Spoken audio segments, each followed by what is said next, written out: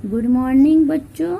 मैं आज पद्य भाग के चैप्टर 1 साखी जो कि कबीरदास जी द्वारा लिखी गई है उसे बहुत इजी लैंग्वेज में समझा रही हूँ जिससे कि आप लोग अच्छे से समझ सकें। इसमें कबीरदास जी का भी थोड़ा इंट्रो देना पड़ेगा। कबीरदास जी हिंदी के निर्गुण भक्ति शाखा के ज्ञानश्री कवियों में अग्रणीय माने जाते हैं। दोहा नंबर 1। गुरु गोविंद दो खड़े काके लागू पाए, बलिहारी गुरु आपनो जिन गोविंद दियो बताए। कबीरदास जी इस दोहा में यही बता रहे हैं कि किस प्रकार उनके सामने ये समस्या खड़ी हो गई थी कि गुरु और गोविंद दोनों खड़े हैं और वो किनके चरण स्पर्श करें। स्पर्श में पैर छूना कैसे करें, तो इसमें गुरु और भगवान दोनों की तुलना करके गुरु को भगवान से भी अधिक बड़ा बताया गया है। कबीरदास जी कहते हैं कि उनके सामने ये समस्या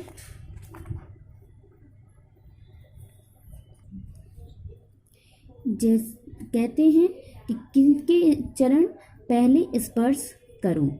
जिस प्रकार ये सब जानते हैं कि गुरु ही हमें ये बताते हैं कि किस प्रकार हमें आगे बढ़ना चाहिए और किस प्रकार हमें अपने लक्ष्य को प्राप्त करना चाहिए, उसी प्रकार गुरु ही सबसे श्रेष्ठ होते हैं।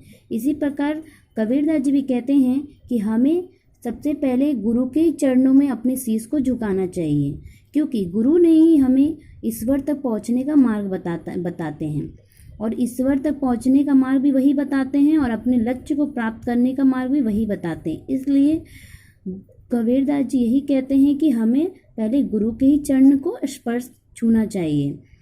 इसलिए भाव ये कि गुरु की कृपा से ही हम भगवान तक पहुंच सकते हैं। इसलिए गुरु का स्थान ईश्वर से भी बड़ा बताया गया है। यहाँ पर स्पर्श कीवर्ड है जो कि आप लोग लिख लें। सेकंड नंबर, जब मैं था तब हरि नहीं, अब हरि है मैं नाही, प्रेम गली अति सांकरी, तामे दो न समाई।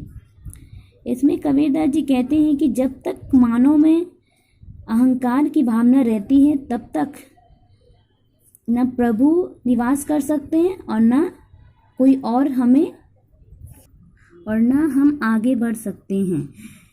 जैसे कि जब मैं था तब हरि नहीं, मतलब जब मैं था, मैं मीन्स अहंकार, तो जब मैं था तब हरि नहीं, मतलब जब अहंकार होता है तब ईश्वर की प्राप्ति नहीं होती है। अब हरि है मैं नहीं, अब ईश्वर है तब अहंकार खत्म हो जाता है। मतलब जिस हृदय में ईश्वर निवास करते हैं वहाँ पर अहंकार नहीं होता है और जहाँ पर अहंकार होता है वहाँ ईश्वर निवास नहीं करते हैं।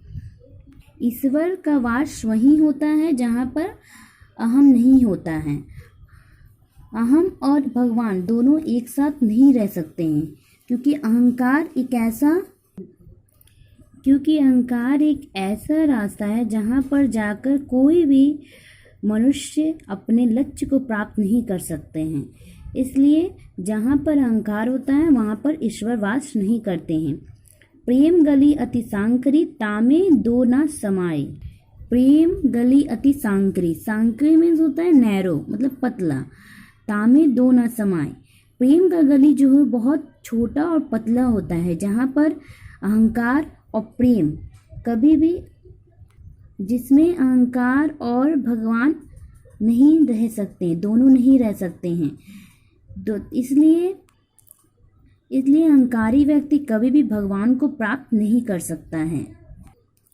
कबीरदास जी इस दोहे के माध्यम से यही बताना चाहते हैं कि जिस व्यक्ति में अहंकार की भावना होती है वहाँ पर कभी भी मन प्रभु निवास नहीं करते हैं और ना वो अपने कभी लक्ष्य को प्राप्त कर सकता है और ना कभी आगे बढ़ सकता है।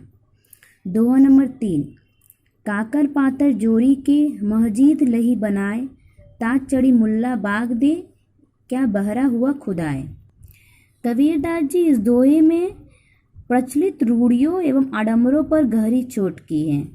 जो बहुत पहले से चली आ रही हैं रूढ़ी और परंपराएं, उन पर उन्होंने करारा व्यंग किया है कि जिस प्रकार से मुसलमान अपनी खुदा को याद करते हैं या फिर पुकारते हैं, उसके ढंग पर उन्होंने करारा व्यंग किए हैं।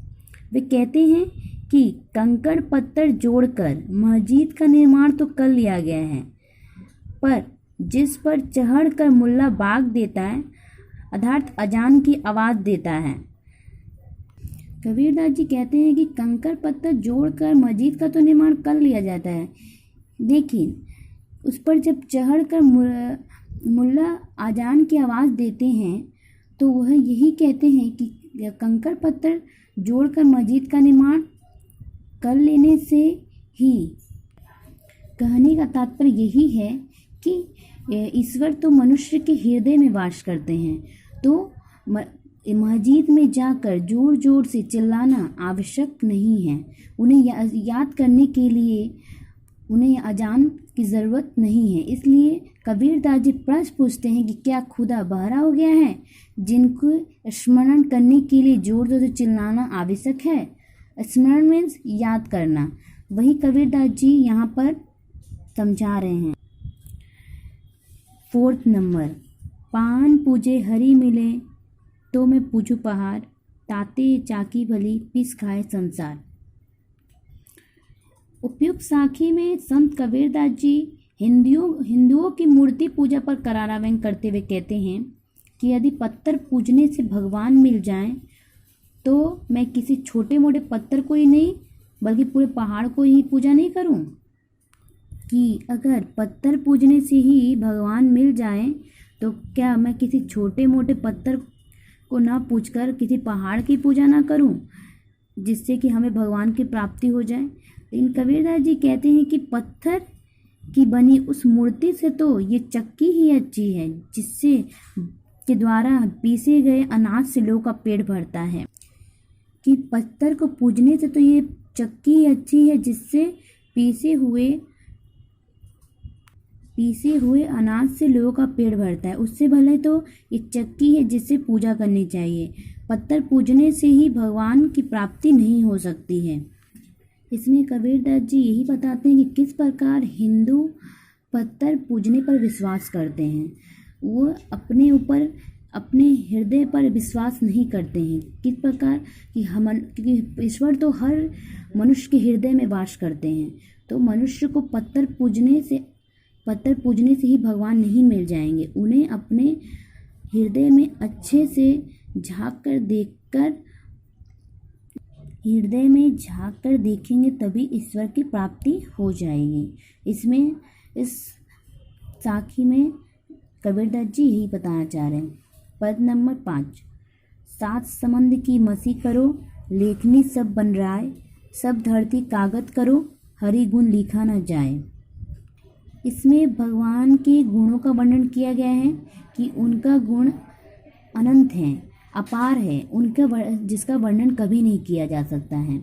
इसी भाव को व्यक्त करते हुए कबीरदास जी कहते हैं कि भगवान के अनंत गुणों का बखान नहीं किया जा सकता है, उन्हें संपूर्ण रूप से लिखकर भी प्रकट नहीं किया जा सकता है।